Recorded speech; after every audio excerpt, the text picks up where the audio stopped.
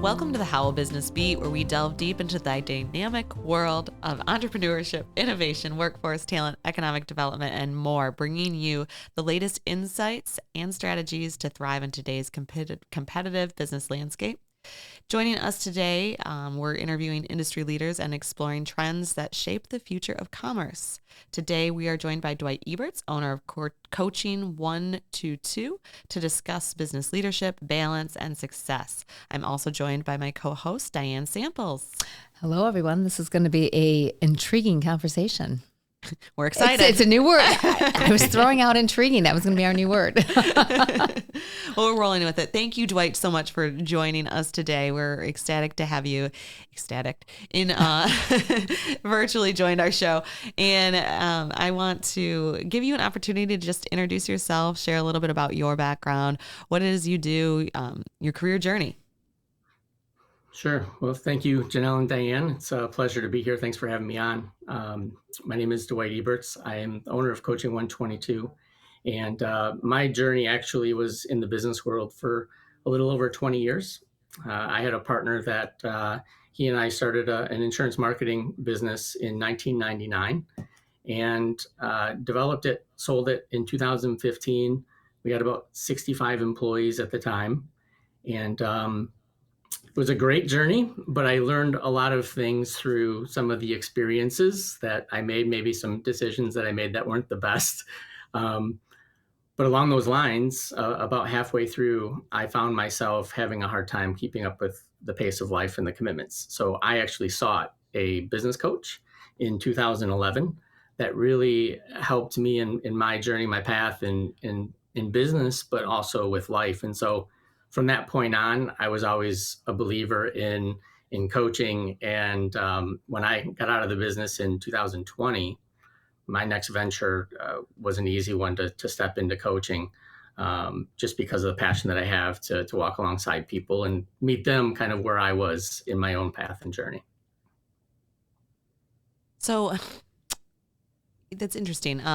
So what would you say your main passion is in what you do? So you work with business owners, individuals, Mm-hmm.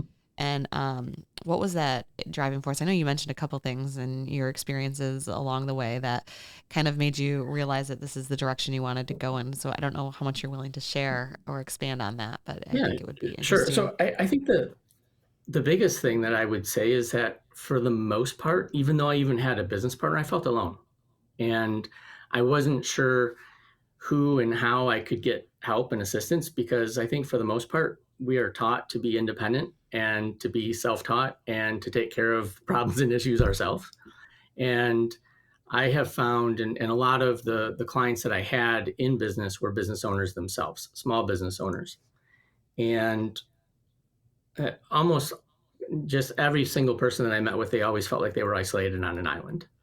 And everyone that was coming to their island was asking them for something. And so you have clients, you have employees, you have family, you've got friends, and it just seems as if their world was surrounded with people asking, and they weren't having a lot of people that they were inviting into their life to say, hey, can I get some help here? And so for me, I think what I like to do is just get on that island and really help people gain their perspective and clarity of where they're at, and offer a shoulder, but also good questions that can help them better evaluate where they're at and where they want to go. So help providing some of that direction, but also being more of a sounding board. We have life and we get into the weeds a little bit. And I think sometimes we don't realize how much we're wandering into them, and we can lose some clarity around life, around some of the obligations that we have, some of the commitments we have, right? A lot of what we talk about is leadership development and how do I be a better leader? And I think a lot of us struggle with that because we're kind of trying to manage the relationship side of people, the communication with people, and also trying to get them to do a job. And it can be difficult and challenging. And sometimes we can kind of lose our way with even that. So. Well, I think we all need someone that's to pull us back out. Like you said, if you're in those weeds, it's kind of, you have tunnel vision. All you're seeing is just that immediate around you. And sometimes you just need to be pulled out so you can get a different perspective. Well, and speaking of tunnel vision, it's interesting that you mentioned that, because I think one of the things that we're seeing a lot of, and this really ties into a lot of what you do too, I would imagine, is mental health. And, we just did a session. We were at a conference last week, and they talked a lot about fight or flight. And when you end up in a place of burnout, you're in constant fight or flight. So you really are never coming down from that. So when you're looking at things, you're not seeing them clearly. Because you're essentially in survival mode. And so it does create, to some degree, that tunnel vision.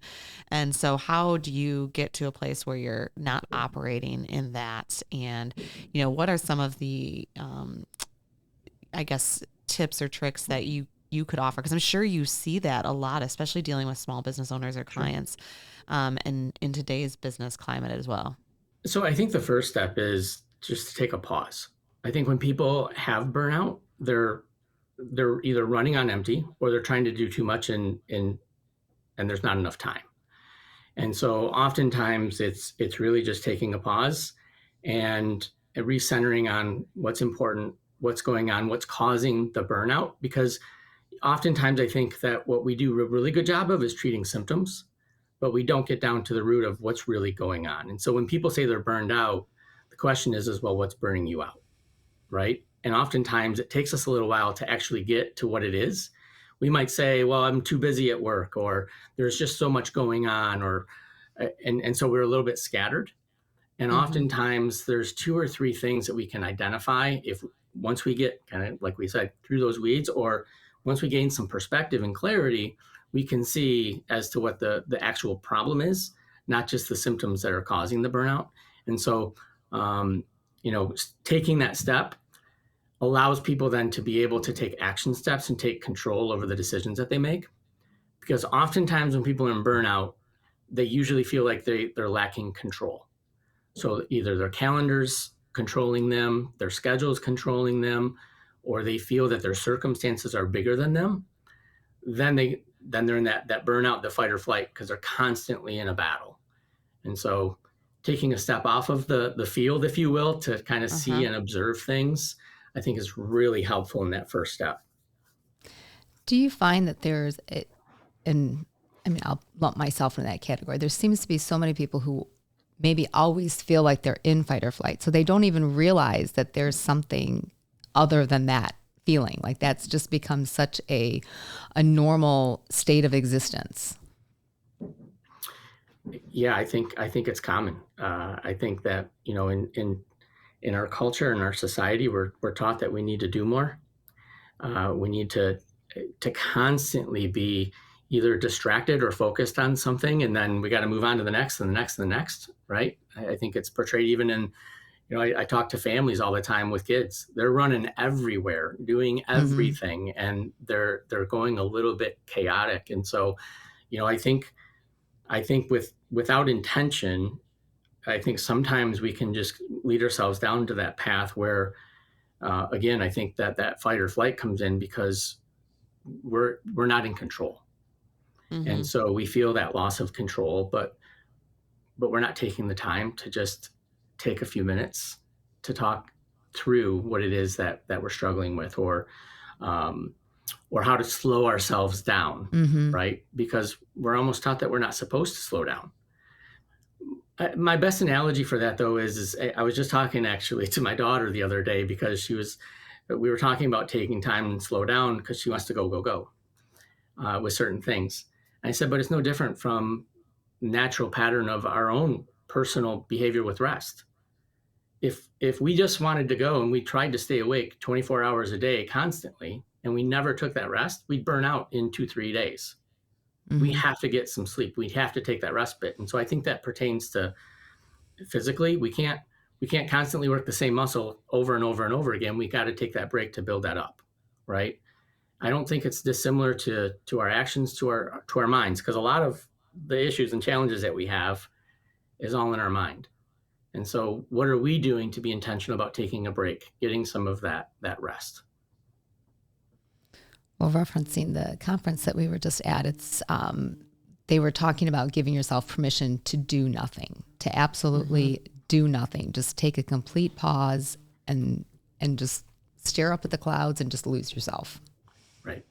Right. Well, and I look at some of that is goes along the lines of self-care. Right. I think that sometimes people confuse selfishness with self-care.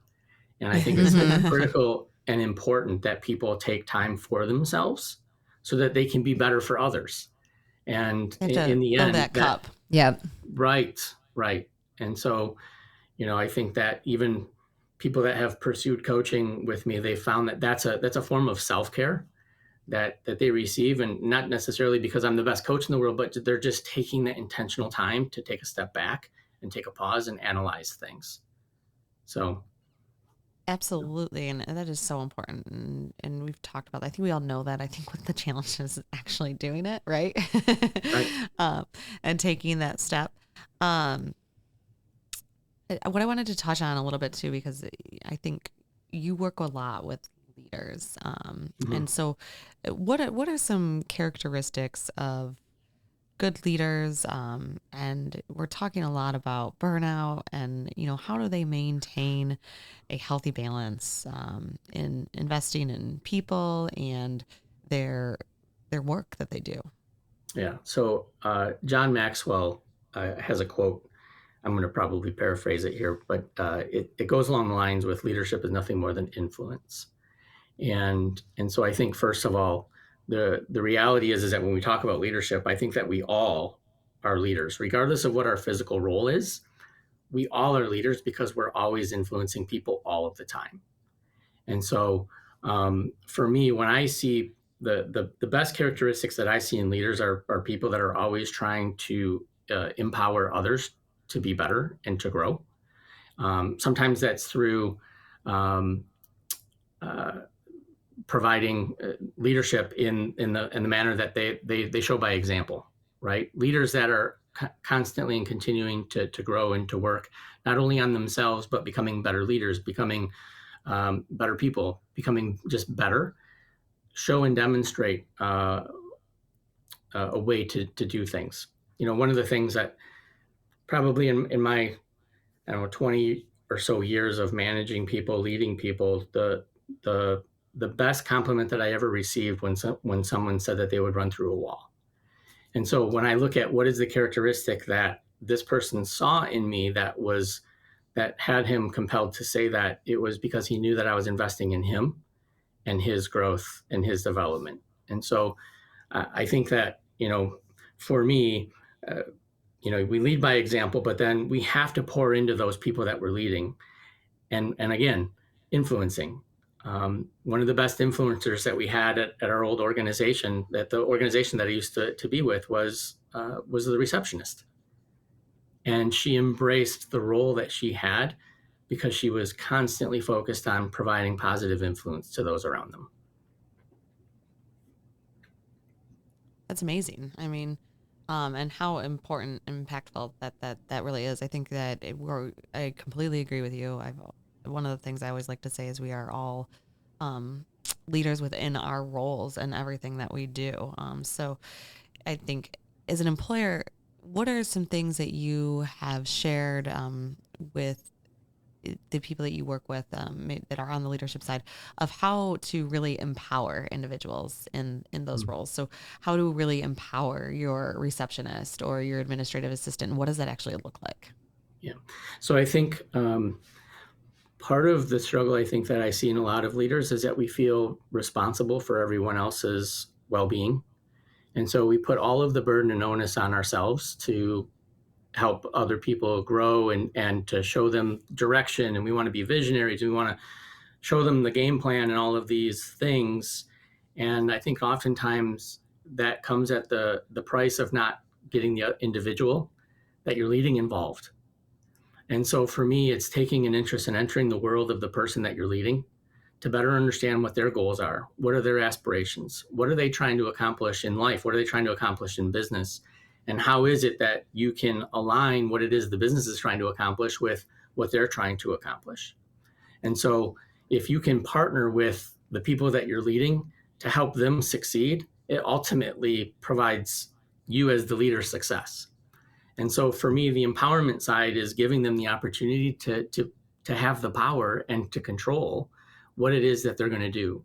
And so even when it comes down to, the business term of like KPI, right? Key performance indicators, and having revenue producing activities, all these different ways that we can talk about goal setting.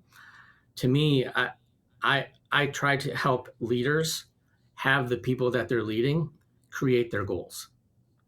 Because when somebody has ownership in the goals and their commitments that they're making, they're much more apt to fulfill those commitments than if they're just told what to do. And so part of empowering is embracing that they have the power to be able to grow, to develop, and to make a difference. I think that's spot on. I think it's exactly what people have to do is we have to take ownership for, like you said, our leadership abilities, and also the fact that every role, like Janelle said, you're a leader in any role that you have, and to embrace that and work towards that. Sure. So at the beginning of the show, before we started recording, and I would agree wholeheartedly as well. I think that that's a great example, and thank you for sharing that. I think that's a wonderful takeaway from our discussion here today. And one of the things that you had mentioned before we started, and we were kind of talking a little bit about, we talked about, how some of the things that we discuss in the business world, we don't really think about it like turning that lens onto our personal life and our personal relationships. And I would love it if you could expand a little bit more on that relationship aspect. Sure. So first of all, I think relationships are foundational to our lives. How our relationships are going typically will be an indicator of how we are doing. I look at relationships in a matter of relationships that we have with others with us, and then the relationships that we have with ourselves. I think that a lot of times in business we'll be organized and we'll be intentional about our time. So for the most part, when we have things to do for people that we have deadlines for, we try to meet those things from a business perspective.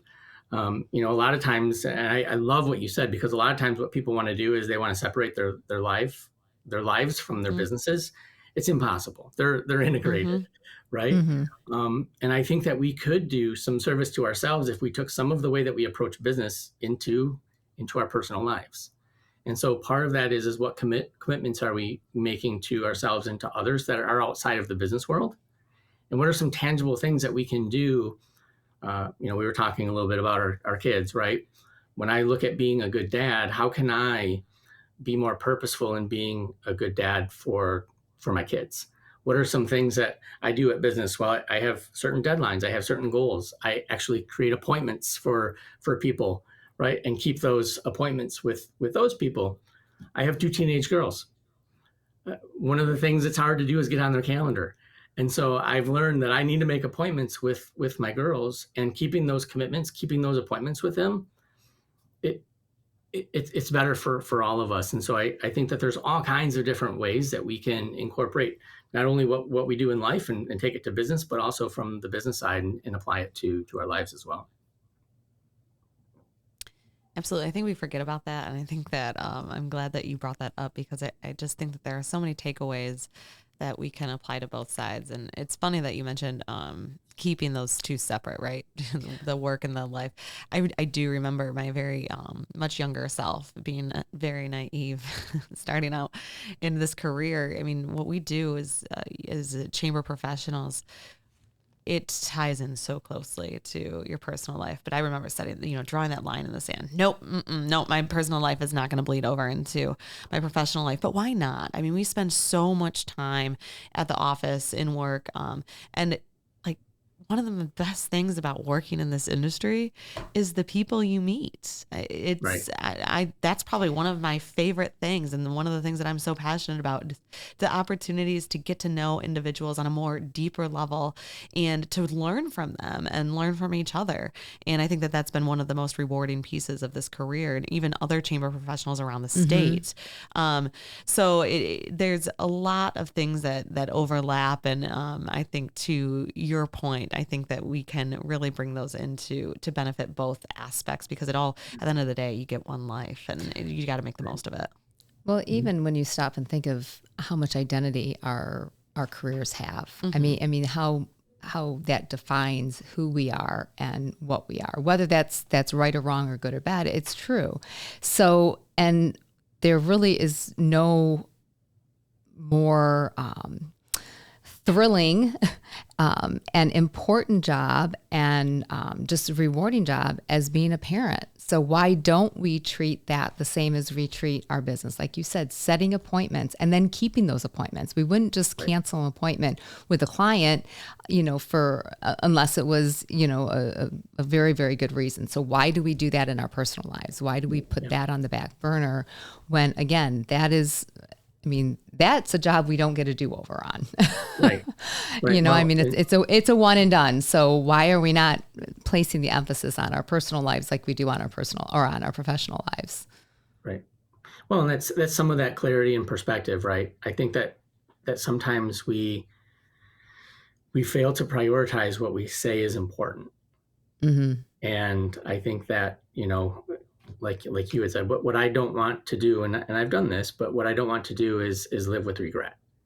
Mm-hmm. Right. And so we've only got one time to go through this. So yeah, I think that's spot on. One of the things, and we were talking about balance and home and personal life compared to business life. And I think it's one of the most challenging things from a leadership perspective and from a business perspective that leaders and business owners can have is kind of balancing how much time, effort, energy to pour into someone, whether they be a client or employee or somebody that you're managing or leading, how to balance the relational component, but also with the fact that there's work to be done. There's things that we need to do. And I think that oftentimes we gravitate to one of those two things. People can be super highly relational, but they have a hard time with keeping people accountable. Other people are all about business and they don't really get that relational connection, so people might not be as committed. And so to me, if I was to say what is a perfect leader, what can they do, is they can kind of embrace the balance of how do I commit to invest in an individual, and at the same time, how do we commit to invest to getting a job done at the same time. And so that's hard work. It is. I'm trying to think through it, and it is. That's I was going to say thought provoking. It is very thought provoking. I would agree. You're spot on again, and it's just it is interesting to think about it in what we do, right? So and I do think you're right. I think it is a challenge for individuals that are highly relational to hold people accountable, because they value those relationships, and then vice versa, because it almost feels like a catch-22, right? Because there's also the opportunity to engage. And I think, when you have that relationship, I think the hope and dream is that those individuals feel empowered enough, or that they have enough buy-in or loyalty to the organization, that they are holding themselves accountable, right? I mean, that would be like the ultimate dream. Right.